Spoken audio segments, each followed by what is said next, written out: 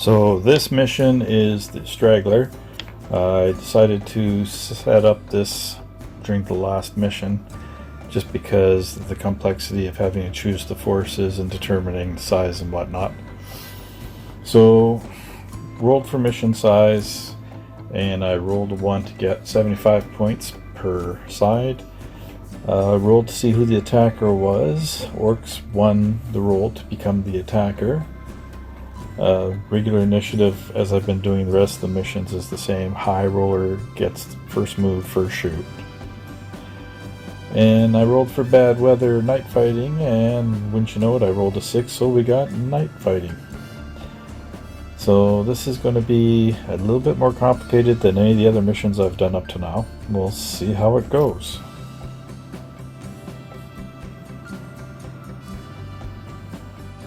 So Orcs get to be the attacker this time with 75 points, and Dakajets at only 16 points a pop. That's going to give the Orcs a huge advantage with number of aircraft. So to start off with, I'm taking Dakajet number 1, this time being flown by Snolf, the survivor of the first mission. Dakajet number 2 and 3 are 2 rookie pilots, or replacement pilots, Bop and Bap. The 3 Dakajets is 48 points. I could have taken the 4th Dakajet, but at 16 points that would have brought the total to 64 points. Potentially that leaves 11 free points for the Imperials for scoring. If I take a 25-point fighter bomber, that's 73 points, potentially only 2 free points for the Imperials, and an aircraft with more guns and rockets. I had to double check, we did not include extra armor on the fighter bombers. So I took fighter bomber number 1 with Bertie, the survivor of the first mission. If both Bertie and Snolf survive this turn, or this game, they will count as experienced and fly bosses. That will grant them each a free reroll per game that they're in for the rest of the campaign. So at 75 points, Imperials are defenders, and 1 bomber has to be provided as the Straggler. As all my bombers are 30 points, any bombers I take would leave only 45 points left over for other aircraft. If I had taken a Marauder bomber, bare bones, or with a single pair of winged weapons, I would have had enough left over for 2 fighters, but I didn't do that. Instead, I chose to make the regular bomber 30 points with extra options in case I needed to replace it with a destroyer. So looking at the choices, I have to take 1 Marauder destroyer as a Straggler. I took the destroyer because it has significant forward firepower, and more importantly, it's better shooting at short range than a regular bomber does. Rear turret also has much better firepower. I'm expecting the Orcs to start tailing, so every little bit helps. So with only 45 points left over, I had to choose between a Thunderbolt Fury, or another Marauder destroyer. As this is a night mission and the Thunderbolt Fury has no infrared targeting, I ruled that out. Too big a hit at medium range, and it has too little for short range fire. That left the Thunderbolt and the Marauder destroyer. In the end, I decided on a second destroyer. The destroyer has almost the same firepower forward at mid-range as the Thunderbolt, but the destroyer has far more firepower at short range than the Thunderbolt. The destroyer has 5 structure points, and because I bought armored cockpits, it's just that much more potential of surviving rather than a Thunderbolt with only 3 structure. And finally, the destroyer with its turrets and tailgun can shoot in multiple directions, potentially damaging and shooting down multiple aircraft per turn. That's going to be a huge factor involved in this battle. The main advantage of the Thunderbolt that it's more maneuverable, as in more choices on the maneuver chart, and it's faster too, but we're trying to protect the Stragglers, so I'm not sure the speed will help, especially when Orcs are so much faster than the Straggler's going to be. And they're just going to be more likely to swarm a Thunderbolt if I took a single Thunderbolt. So in the end, I decided the Imperials would fly both destroyers. Now, was that the right choice? Only time will tell. For those of you who've been paying attention to the FAQs, You'll know there were some updates to this mission in the FAQ. First, Defender, instead of deploying along the edge of the hex map, they're now entitled to deploy up to 3 hexes in from the edge. I suspect this was entirely because the cardboard maps that are available are slightly bigger than the paper maps that came in the box sets. Whether I would deploy that far forward is something I'm going to have to decide later. The second change is that instead of disengaging from any edge, you now have to disengage on the enemy's edge on the opposite side of the map from your deployment. This is one of those no-brainer changes. I don't know why they had it worded the way it was originally in the book. It doesn't make sense to deploy from any edge because you could literally set the bomber up 2-3 hexes from one edge and then just fly off the edge of the map in the first turn. So this is a good change and I'm all for it. Finally, I've decided I'm going to try the optional rule at the bottom of the page. We're going to roll 2d6 for each aircraft to see how many turns of fuel they have in the mission. Key here is on the last turn that they have fuel, that is their disengagement turn. They must get off the map, going off one of the board edges, or else they risk crashing. Remember, disengagement in this case counts on your fuel state rather than what other aircraft are doing. If they're still down to less than 25% on one side, that's an automatic disengagement turn for the whole side anyway, so that's the way we're going to take and play this particular mission. So here's our list of aircraft that are going to be playing in Mission 2. Starting from left through right, we have the Fighter Bomber number 1, Dakka Jet number 1, Dakka Jet number 2, and Dakka Jet number 3, followed by Marauder Destroyer number 1. So we're going to roll now to see how much fuel these guys have, starting with Fighter Bomber 1. And so, first, Fighter Bomber only has 5 turns of fuel. Rolling for Dakka Jet number 1. Oh, it's not good. Only 3 fuel for Dakka Jet number 1. Rolling for Dakka Jet number 2. Oh, much better. We got 10 for Dakka Jet number 2. Providing he doesn't get shot down, he'll be in for most of the game. Dakka Jet number 3. Oh, another 8 for Dakka Jet number 3. And finally,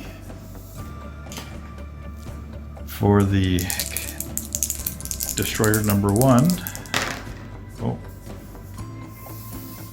9 turns.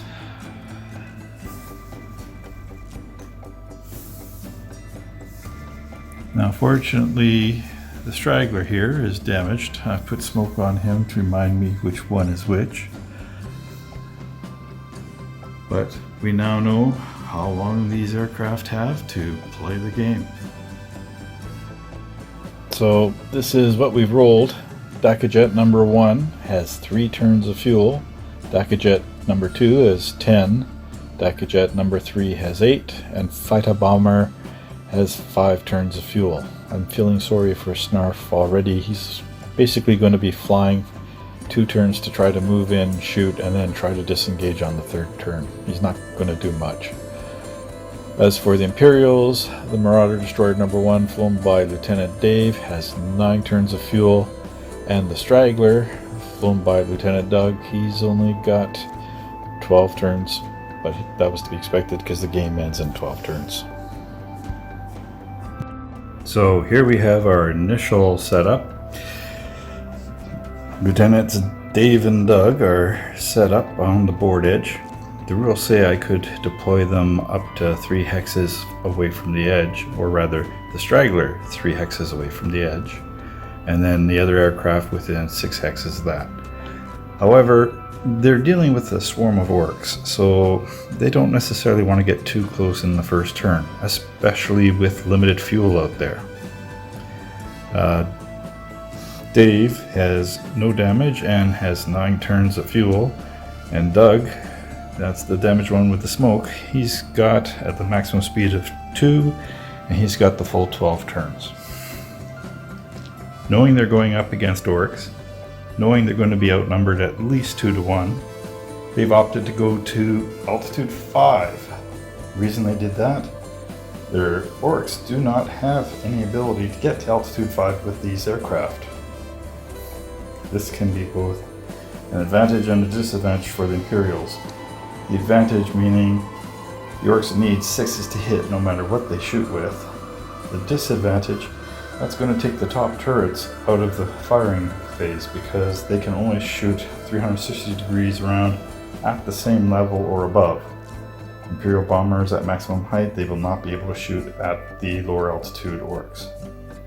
The other disadvantage for the Imperials is, of course, if the orcs need 6s to hit them, the Imperials need 6s to hit the orcs. So we're starting off altitude 5, both aircraft at speed 2, which is their minimum speed, and maximum for the Straggler, because they do not want to close too quickly with the orcs. On the other side of the map here, we have the Orc Swarm.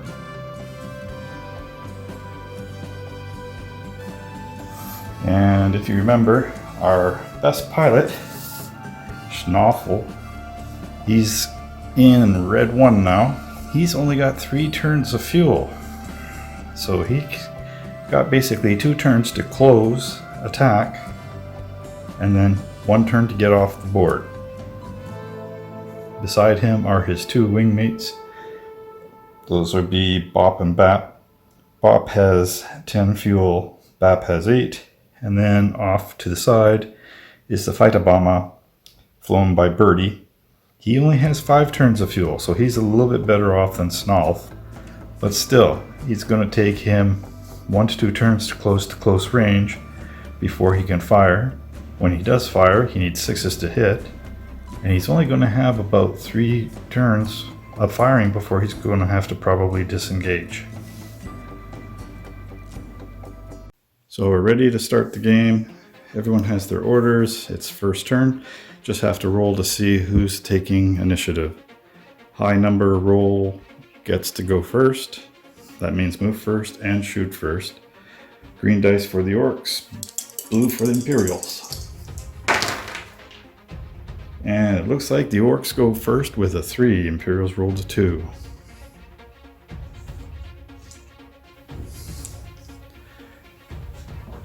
So knowing that he hasn't got much time,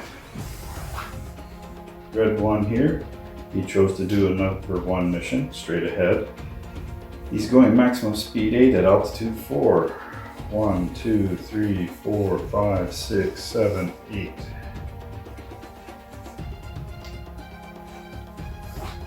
On the other side, guess what?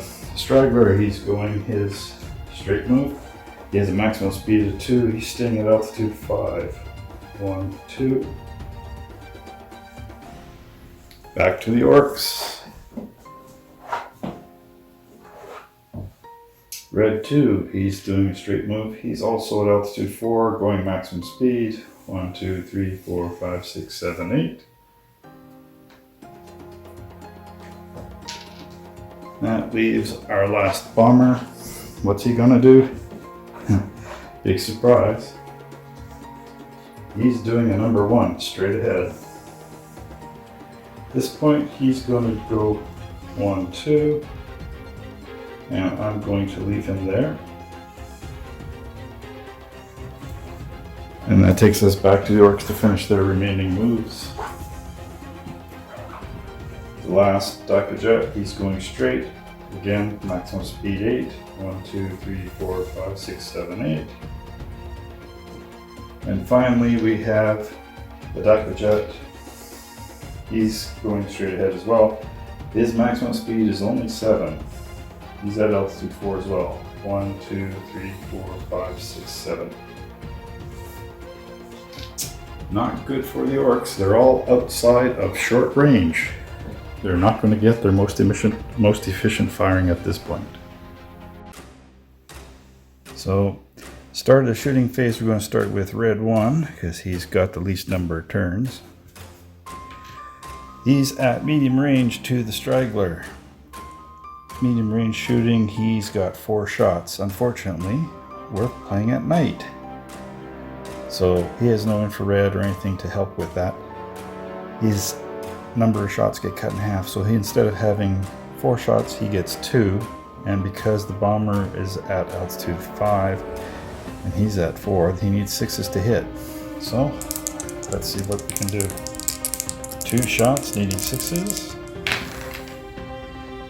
and it looks like he's going to miss. On the other hand, may as well shoot the Straggler back. At medium range, he normally has 9 shots with his autocannons.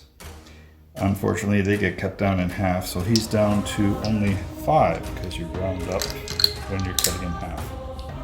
Again, he needs 6 shots. He needs 6s on 5 shots and then 4 to damage. And unfortunately for Snaffle, there's 2 hits. Now we just need 4+ to actually shoot him down. And believe it or not, he failed both shots. No hits for the Straggler.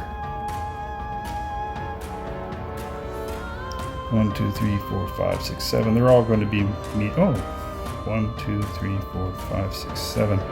He's actually at long range. He hasn't got a shot. Nor will he. 1, 2, 3, 4, 5, 6, 7. Yeah. And that leaves... Well, I actually skipped 1, but the destroyer here, he's got a shot. 1, 2, 3, 4, 5, 6, 7, 8. Not to him. 1, 2, 3, 4, 5, 6. He's out of range too. No long range shots at night. And seeing as he's out of range of everybody, you know he's going to be out of range of everybody. And that'll take care of the first turn, moving and shooting. So I went and confused myself really good. 8 is the beginning of the long range. So the Daka Jet and the Destroyer Leader both are out of range. They can't shoot. But the Fighter Bomber is out of range. The 2 wingmen for Red 1 Daka Jet 2 and 3, are both 7 hexes from the Straggler. They actually have shots. So I'm going to roll those now. Needing 6s to hit. Oh, we have a hit. Now he needs a 5 to damage the Straggler. And he fails. Red 3 shooting. Again, needing 6s to hit. 2 hits. Needing 5s to damage. And we have 2 damage. But the Straggler has armored cockpit. So on 6s, he ignores them. And nope, the Straggler will take 2 damage. Now I'm so proud of myself, I actually remembered to do the armor saves this time. So beginning of turn 2, the orders are out. Let's roll to see who gets first activation. This time the Imperials roll a 4 and get the activation over the Orcs 1. Well, there's no point in wasting the surprise of that one. We'll just do a straight ahead with the Straggler. Continuing movement 2, straight forward.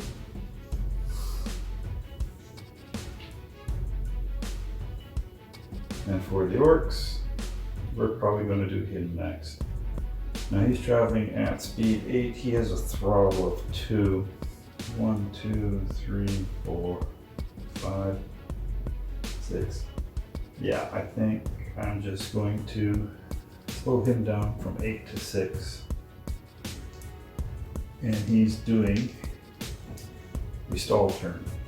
So 1, 2, 3, 4, 5, 6. Turns around, 1 more forward. And instead of 8, he's at speed 6. Perfect tailing position. wrong counter. That leaves our commander here. He chose to do a turn. Now he's traveling speed 2. I think I'm going to increase him to speed 3. So turn 1, 2, 3, and then he's going to turn this way.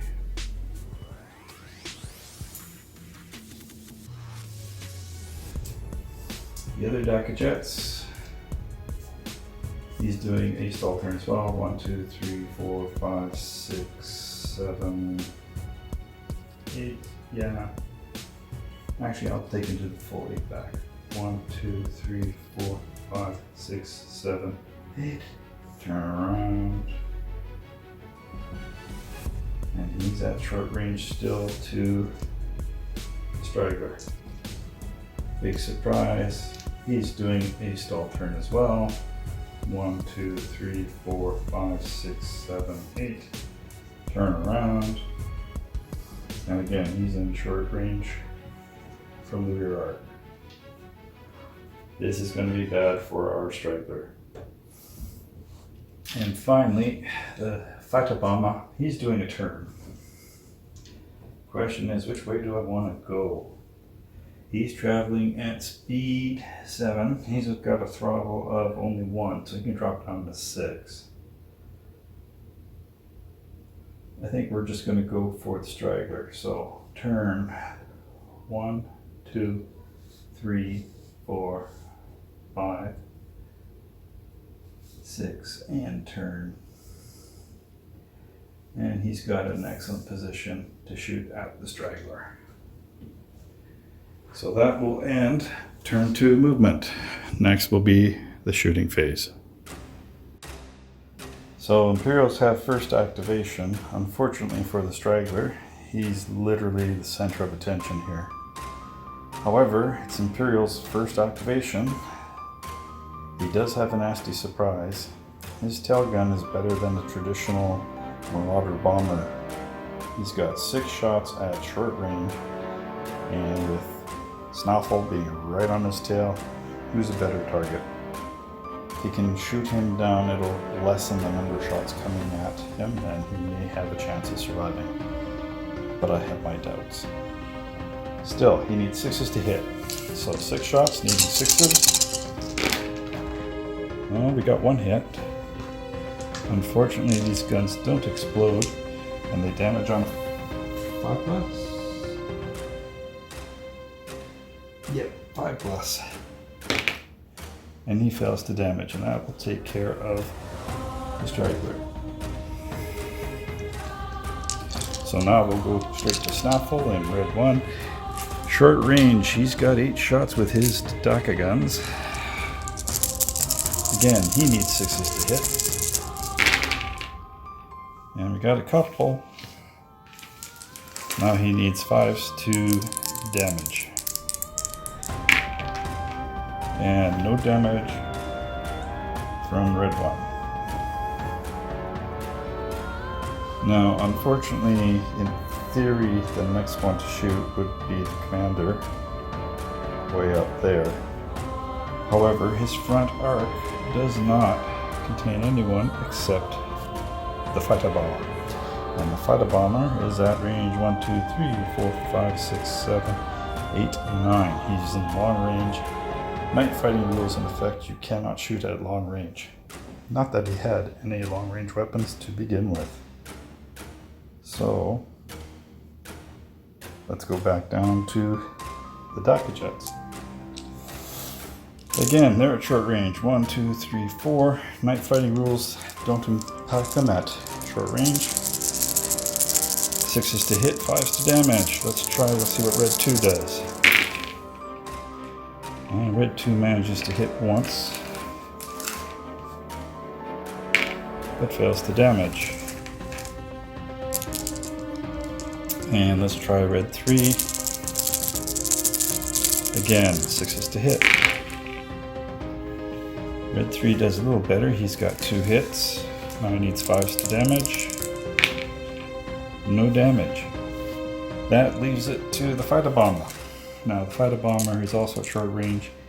He has custom big shooters, so he actually gets 10 shots at this range.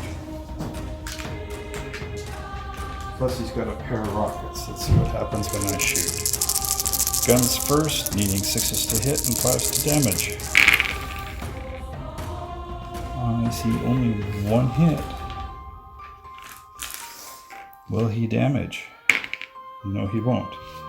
So he's going to fire his rockets. Short range, 3 shots, needing 6s to hit still. And none of the rockets hit, and that expends the rockets. No more rockets for the Daikajet.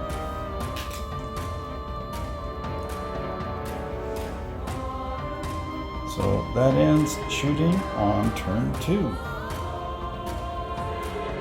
In the end phase, we check for certain things. In this particular case, we're looking for tailing.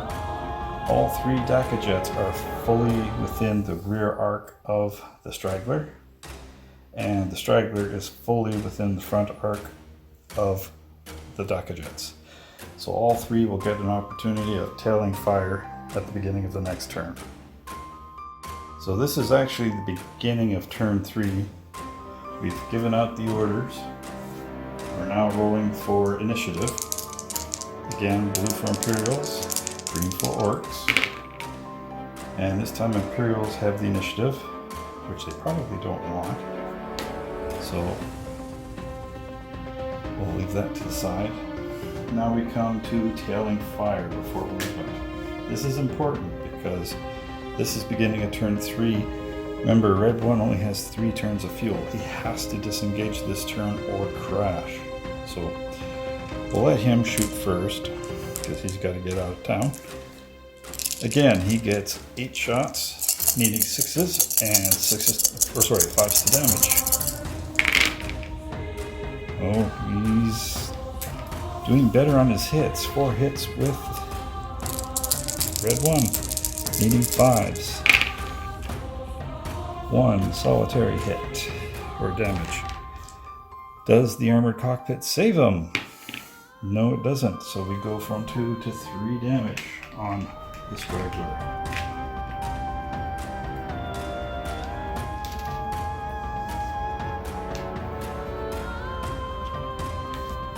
Now, I could shoot tailing fire back at Red 2, but I think I'm going to wait and try to damage one of the other guys if they hit me. So again, let's try Daika 2. He's going to fire next. 8 shots, 5s to hit, 6s to hit, 5s to damage. Oh god. Another 4 hits. Needing 5s to damage. A single damage point. Can you save it? No. We're up to 4 damage. The Straggler has 1 damage point left. Finally, we've got Red 3, 6s to hit, 5s to damage. 1 hit. And he will damage. If the Straggler doesn't save this, he is shot down. And he rolled a 2. He's going down. But he gets to do shooting from his tail gun before he goes down. So I'm going to take and shoot at number 2 here. Just because that way I'll get somebody damaged who's going to stick around longer. It'll be easier to get rid of him later. And no hits from the tail gun. And the Straggler goes down. So now with the tailing fire all complete, we can move on to the movement phase of turn 3. The commander finding himself all alone. Technically, next turn is the disengagement turn. So if he disengages this turn, he's going to be losing even more points. On the other hand, 1 bomber or destroyer in this case against 4 orc fires that are not damaged, he doesn't have much of a chance. Orcs, Imperials have the initiative, they have to go first. So the destroyer had planned to do a turn, Now he's sort of thinking the best way to do that.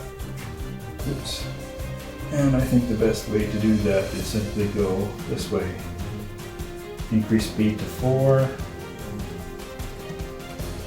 which takes him to maximum speed. He's at altitude 5.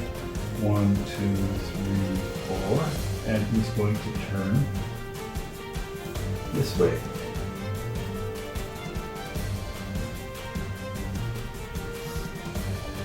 Back the way he came.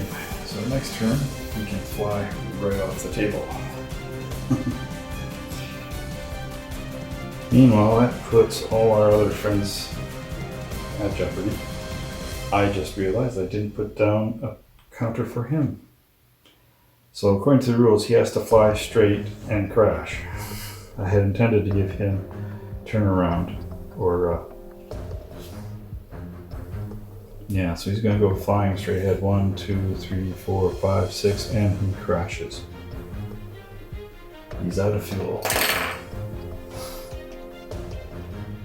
Next we have 3, a turn here. Unfortunately, he's not in a good spot that he really wants to be in. Let's see.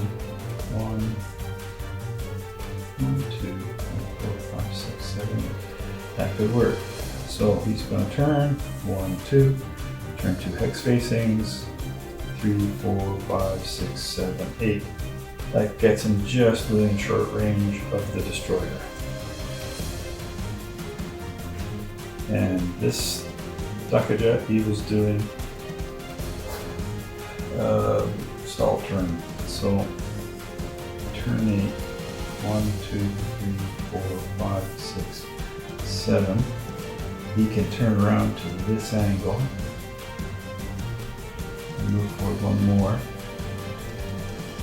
His front arc will bisect the destroyer. That will give him a shot as well. And then we finally have the fighter bomber. He was doing a turn. And he's doing speed 6, I believe. 7. So that's going to work out okay for him, I think. 1, 2, 3, 4, 5, 6, 7. Yeah, it should do it. 1, 2, 3, 4, 5, 6, 7. Turn 2 hex sides. And his front arc just goes in front of the destroyer. So if the destroyer survives one round of shooting, he can get away. Otherwise, the Orcs are just going to chew him up. So, shooting phase of turn 3, Imperial's got first activation. The only thing that we can do here is shoot our tail guns at red 3, needing 6s to hit and 5s to damage. We got 1 hit. Can he damage red 3? No, he cannot. So let's start with red 3. He's going to fire his guns. 8 shots, needing 6s to hit, 5s to damage. He managed to get 3 hits. And 1 damage. Can the armored cockpit save him? No, it cannot. So, destroyer takes his first point of damage. Next we have red 2 firing 8 shots, needing 6s and 5s.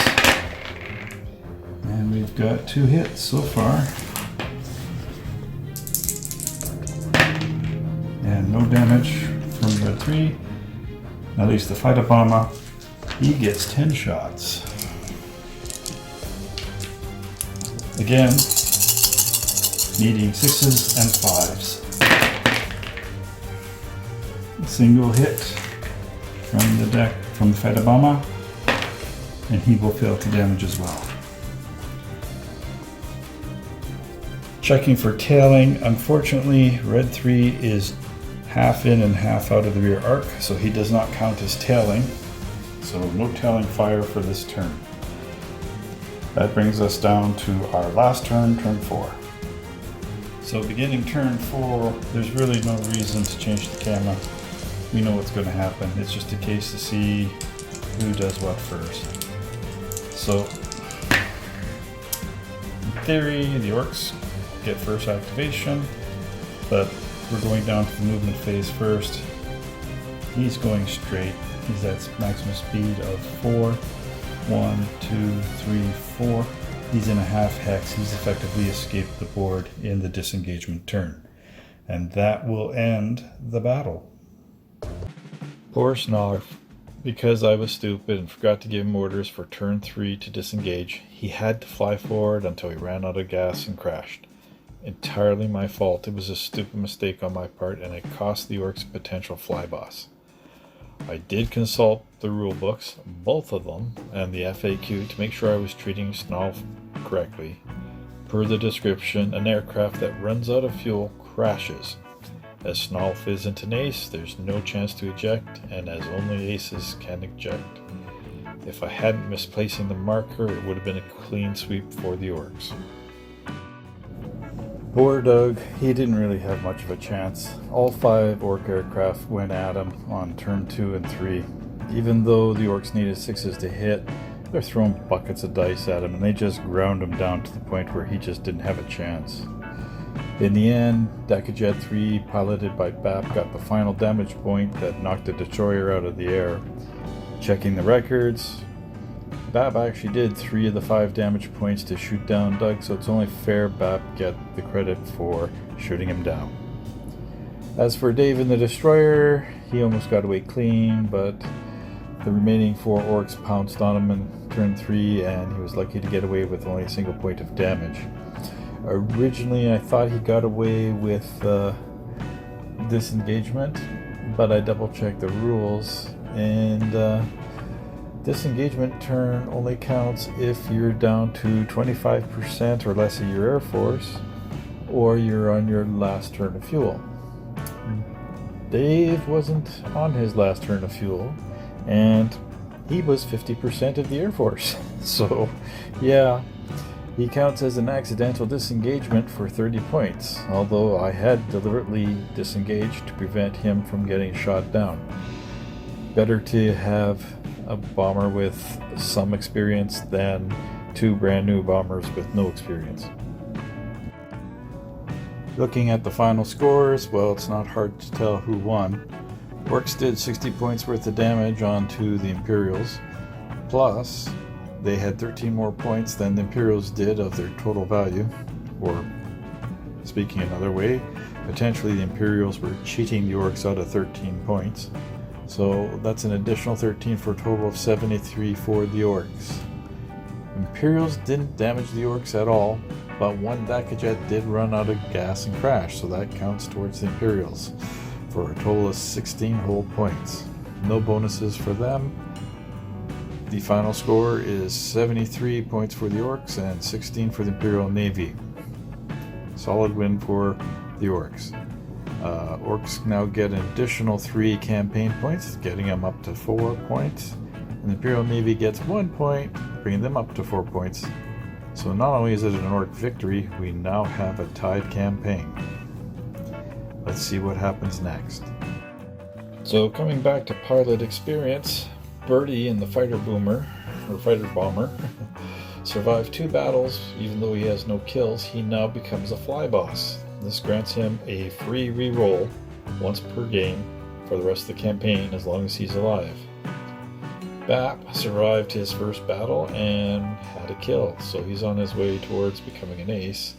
And Bop, although he survived the battle, he's got no kills, even though he did cause damage to the Straggler. On the Imperial Navy side, nobody did any damage. Lieutenant Dave managed to escape, so he gets credit for that, but no kills for him. So here's our experience chart. Imperials on top, Orcs on the bottom. As you can see, all the Thunderbolts have had 1 mission, and 3 of the 4 have a kill to their name, so they're on their way to being actual aces. On the bomber side of things, only Lieutenant Dave has any experience in a mission. We have a replacement pilot in Destroyer number 2, Lieutenant Dan, and the bomber pilot, Lieutenant Don, still has yet to perform any missions. For the Orcs, Birdie has done 2 missions now, but no kills, so he's now a fly boss just because he's got the most experience. That gives him the free reroll. Derby is our replacement pilot in Fighter Bomber 2. The heavy bombers, the Grover and the Count, still haven't flown a mission yet, and Grot Bomber, the Oscar, still hasn't flown a mission yet. With regards to Daka Jets, the only one who has not been replaced is Brolf, way back in Daka Jet number 4. But he has no missions under his belt. Meanwhile, the other 3 Daka Jets have replacements. We've got Bap, who's got a mission and a kill under his belt, Bop, who has a mission under his belt, and Bam, who is just a raw recruit. So we'll have to see how this campaign progresses, but it's looking to be interesting when the Imperials get some more experience in the next battle. Things I did wrong this battle. I forgot orders for Snolf. That was stupid. I'm so sorry for Snolf. Maybe he was becoming too big a threat and I subconsciously killed him? I really don't know. It was just a really stupid mistake not to give him his orders. If you're paying attention, I totally screwed up the Fighter Bomber move in turn 3. He was supposed to turn 1 hex side before I moved during a turn. Instead, he went straight ahead. It put him into an ideal position for shooting at the destroyer, but fortunately he didn't actually ever hit him. The next thing I think I really did wrong, I really should have kicked the minimum points of this game up to 100. Knowing that the bombers were all 30 points across the board, 75 points just isn't enough. It puts the defender in the Straggler way too far behind the 8 ball. So I'll have to keep that in mind. Any future missions with bombers, they're going to have to be minimum 100 points just so that you can afford to take at least 2 fighters to help escort. And finally, I need to practice with the camera. I noticed during the filming as I'm reviewing the video that some of them, the video washes in and out. The lighting seems to change even though the lighting did not change in the room I was recording in. So if any of you found the color going off or washed out, I apologize profusely for that. Anyway, that's it for this battle. I hope I've been able to entertain you. Meanwhile, if you have any comments or suggestions, please leave a note below.